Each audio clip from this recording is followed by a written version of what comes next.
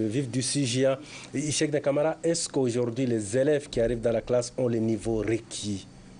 Très bien.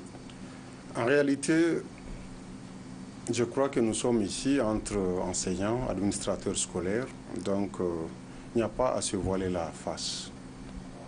La réalité, c'est que la plupart d'entre nous ne sont pas totalement satisfaits, n'est-ce pas, des résultats scolaires auxquels nos enfants parviennent.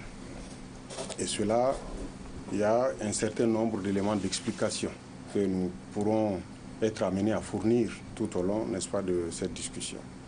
Et parmi, n'est-ce pas, ces explications, la question des programmes scolaires alors joue un rôle extrêmement important.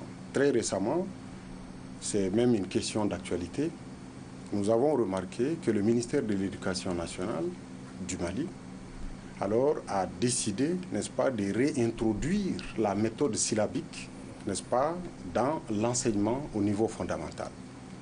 Pourquoi? Parce que à un certain moment donné, des psychologues avaient estimé que l'enfant, n'est-ce pas, qui s'exprime, ne s'exprimait pas, n'est-ce pas, à travers des syllabes, mais qu'il s'exprimait à travers des mots entiers. Donc il fallait passer d'une méthode globale à une méthode syllabique, et alors que, n'est-ce pas, chacun sait que la méthode syllabique avait donné de très bons résultats.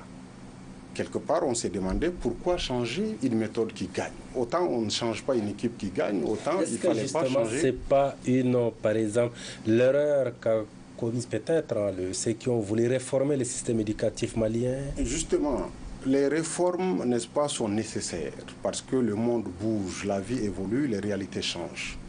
Mais si nous devons réformer, il faut toujours se poser la question de savoir si ces réformes-là permettront d'aller de l'avant ou au contraire, n'est-ce pas, de marcher à reculons. Les réformes qui ont été effectuées, en tout cas au niveau des programmes scolaires, n'est-ce pas, au fondamental, ont eu des résultats désastreux. Le constat, il est amer. Et c'est pourquoi aujourd'hui, n'est-ce pas, il y a eu une marche, n'est-ce pas, il y a eu un recul pour dire, attention, n'est-ce pas, les méthodes, notamment la méthode globale, qui a été encouragée ces dernières années, n'est-ce pas, ne permet pas à nos élèves de pouvoir lire correctement, de pouvoir écrire correctement. Alors que nous savons que la méthode syllabique a fait ses preuves. C'était une méthode qui permettait de lire correctement, d'écrire correctement.